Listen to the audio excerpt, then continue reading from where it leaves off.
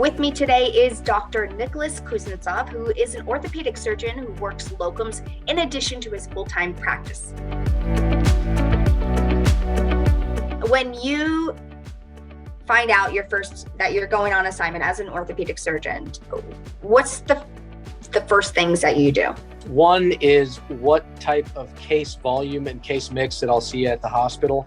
And that usually involves directly talking to either the coordinator or more often the orthopedic providers who currently cover call there. Just because in my mind, it's important to know kind of how busy I'm going to be, what type of accommodations I'll need in terms of surgical implants, instrumentation, beds, acuity of care. So the volume and case mix, I think first and foremost is important. Sometimes that's covered in what they're asking, saying like a level 3 or level 2 or level 1 trauma, but you'd be surprised. I mean, some are deceptively busy and some are deceptively slow. And so having an idea of that is always good.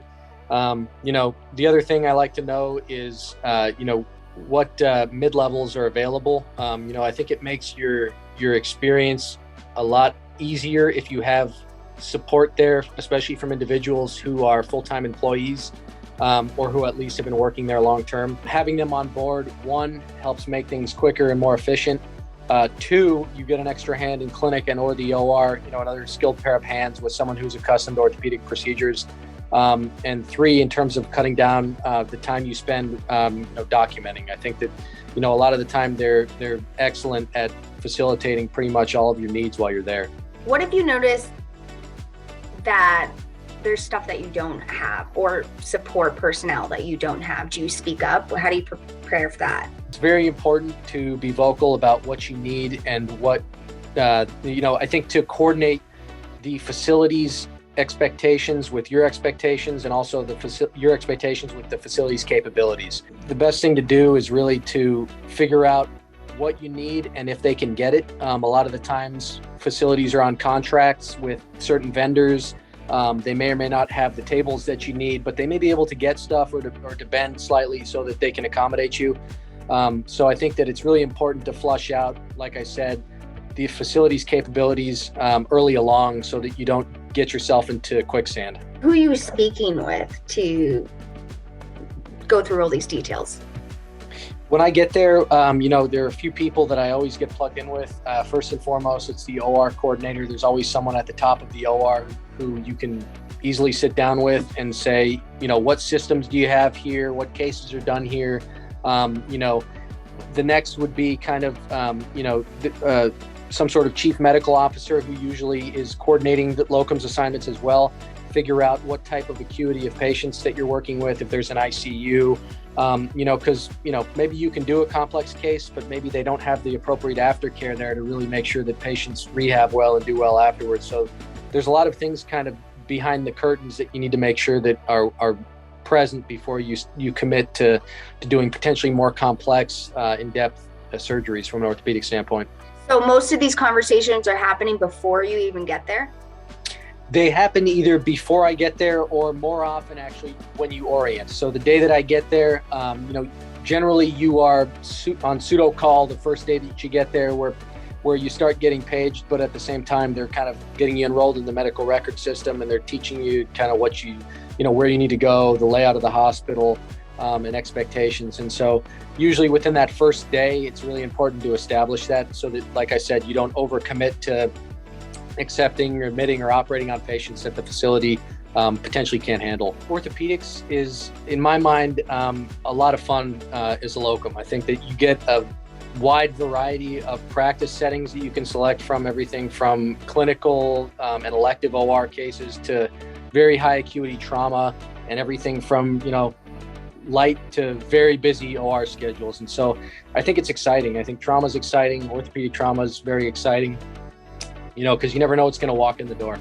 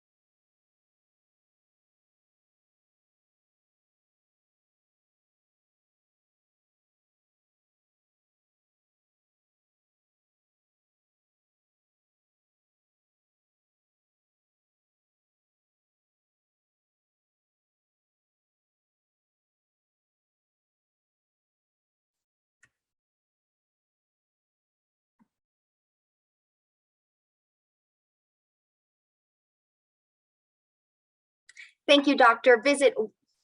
Thank you, doctor.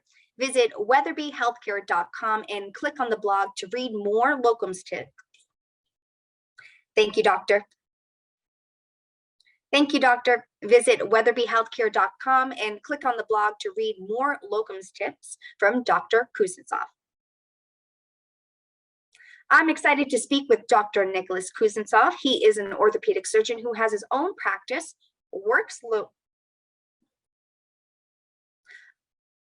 I'm excited to speak with Dr. Nicholas Kusnezov. I'm excited to speak with Dr. Nicholas Kusnezov. He is an orthopedic surgeon who has his own practice, works locums, is married, has 2 young children. I'm excited to speak with Dr. Nicholas Kusnezov. He is an orthopedic surgeon who has his own practice, works locums, is married, and has 2 young children. Very busy guy. Thank you for taking the time to speak with me today.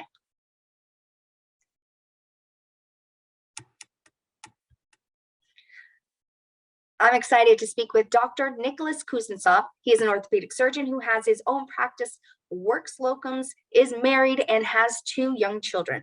A very busy guy.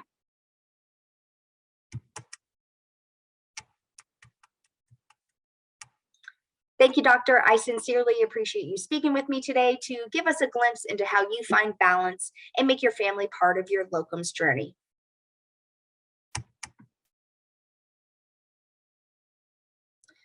Dr. Kusnezov shares more of his tips for working locums on weatherbyhealthcare.com. Just look under the blog tab.